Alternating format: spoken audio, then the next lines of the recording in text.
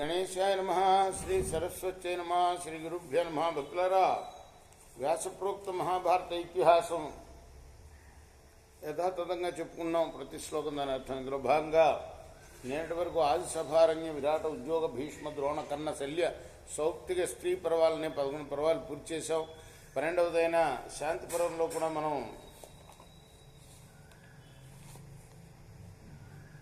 297 అధ్యాయాలు పూర్తి చేసి 298వ అధ్యాయంలోని 11వ శ్లోకం వరకు చెప్పుకున్నాం.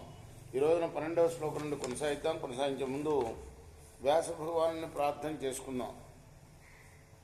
వ్యాసాయ విష్ణురూపాయ వ్యాసరూపాయ విష్ణవే నమో వై బ్రహ్మనిదయే వాసిష్ఠాయ నమో నమః.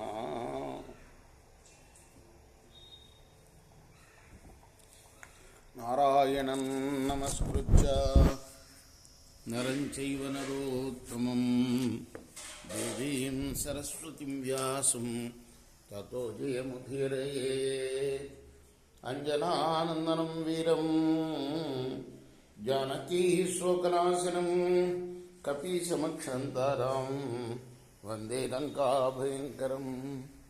సదా నింబవృక్షస్య మూలాధివాసాత్ సుధాశ్రావిణం తిక్తమప్యప్రియంతం తరుం కల్పవృక్షాదికం సాధయంతం నమామీశ్వరం సద్గురుం సాయినాథం. సమర్థ సద్గురు సాయినాథ మహారాజ్ కీ జై.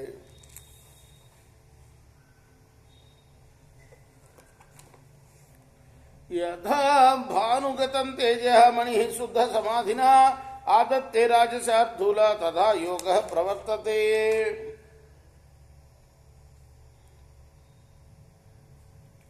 ఏ విధంగా అయితే సూర్యకాంతమణి సూర్య తేజస్సుని గ్రహిస్తుందో ఆ విధంగా యోగ సాధకుడు సమాధి స్థితిలో బ్రహ్మస్వరూపాన్ని గ్రహిస్తాడు. యథా తిలానామిహ పుష్ప సంశ్రయ పృథక్ పృథగ్యాతి గుణోతి సౌమ్యతాం తథా నరాణాం భువి భావితాత్మనాం యథా శ్రేయన్ సత్వగుణ ప్రవర్తతే.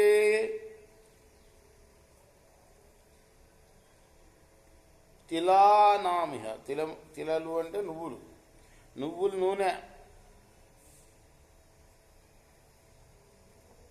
నానా విధాలైన సువాసన గల పువ్వులతో వాసితమై చాలా చక్కని సువాసనను స్వీకరించినట్లు ఈ భూమండలం మీద పవిత్ర చిత్తం గల వ్యక్తి స్వభావం సత్పురుష సాంగత్యం వల్ల ఇంకా వృద్ధి చెందుతుంది. అది సత్వగుణ సంపన్నం అవుతుంది. అది జహాతి దారాంశ జహాతి సంపద పదంచయానం వివిధాశ్చయా క్రియా త్రివిష్టపే జాతమతిర్యదా నరః తదాస్య బుద్ధిర్విషయేషు భిద్యతే. మానవుడు మోక్షపదాన్ని పొందాలి అనుకున్నప్పుడు అతని బుద్ధి విశేషకాలకు దూరం అవుతుంది. అప్పుడే అతడు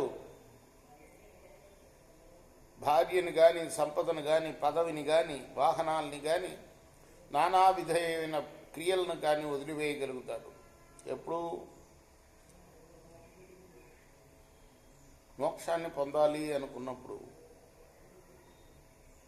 ఒకటికొకటికి కనెక్షను. విషయ సుఖాలకు ముందు దూరం అయితేనే మోక్షాన్ని పొందాలనుకున్నా పొందగలుగుతాడు.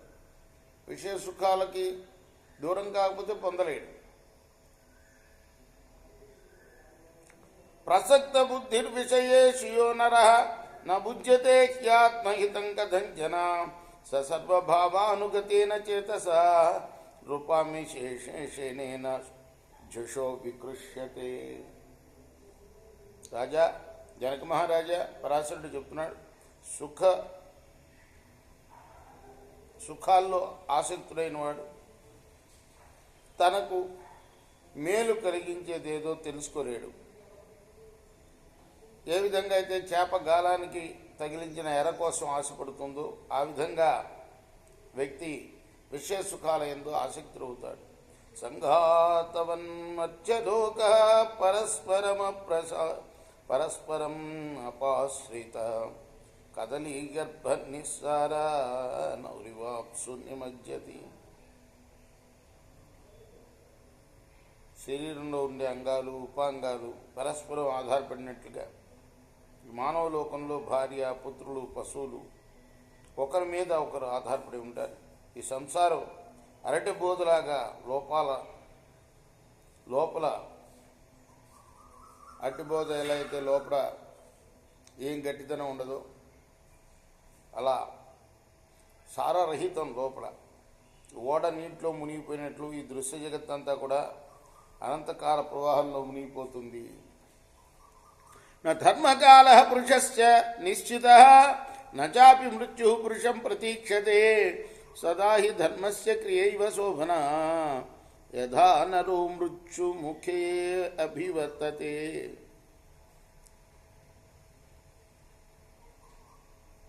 మానవుడు స్వధర్మాచరణ చేయటానికి ప్రత్యేకించి ఒక సమయం అంటూ ఉండదు. అలానే మృత్యువు కూడా దేనికోసం ఎదురు చూడదు. ఎల్లప్పుడూ మానవుడు మృత్యుముఖంలో ఉంటాడు. కాబట్టి నిరంతరం ధర్మానుష్ఠానమే హితకరం. అంటే ఎప్పుడో చేద్దాంలే అని పోస్ట్ పోన్ చేయటం కాదు.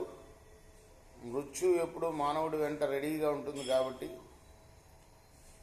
ఎప్పటికప్పుడు చేస్తూ ఉండాలి ధర్మాన్ని. అంధః స్వగృహే యుక్తః అభ్యాసాదేవ గచ్చతి తథా యుక్తేన మనసా ప్రాజ్ఞో గచ్చతి తాం గతిం. గుడ్డివాడు ఇంట్లో ఉంటాడు, వాడికి బాగా ఇల్లు అలవాటు అవుతుంది, ఇంటిలో రాకపోకలు సాగిస్తూనే ఉంటాడు బాగానే. అలానే వివేకవంతుడైన మానవుడు యోగయుక్తమైన చిత్తంతో పరమగతిని పొందుతాడు. మరణం జన్మని ప్రోక్తం జన్మ వై మరణాశ్రితం అవిద్వాన్ మోక్షధర్మేషు బద్ధో భ్రమతి చక్రవత్ బుద్ధిమార్గ ప్రయాతస్య సుఖంత్విహ పరత్రచ. పుట్టుకలోనే మరణం ఉంది, మరణంలోనే పుట్టుక ఉన్నది. మోక్షధర్మం తెలియని అజ్ఞాని సంసారబద్ధుడై జనన మరణ చక్రంలో పడి తిరుగుతూ ఉంటాడు. జ్ఞాన మార్గంలో వెళ్ళేవారు ఇహంలోనూ సుఖంగా ఉంటారు, పరంలో కూడా సుఖంగా ఉంటారు. కృష్ణార్పణమస్తు. రేపు మనం 20వ శ్లోకాన్ని కొనసాగిద్దాం. కృష్ణ సమర్థ గురు సాయినాథ్ మహారాజ్ కీ జై.